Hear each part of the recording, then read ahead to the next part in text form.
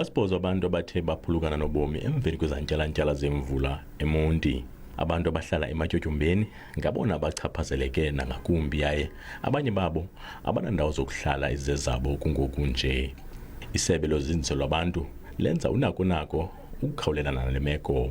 Part of what we are doing now, we've been going to the areas, for example, the first stop where we went is people who are sitting in the low-lying areas where they've put in shacks will have to move, but some of them are saying that actually their houses were approved, ready, but illegal occupation took place and they are not able to access their houses.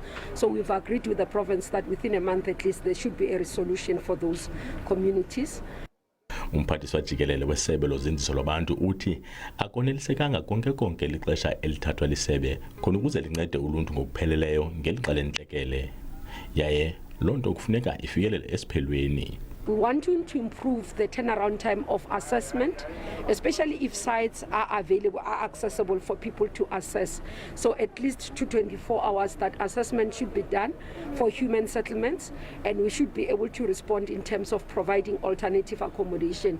Urhulumente ukwabongoze uluntu ukuba lohlukane nokokha izindlu kufuphi nendawo olungakhukhuliseka kuzo xa kunethile. Ntoxolani Sitshinga, kwiindaba ze-SABC eMonti.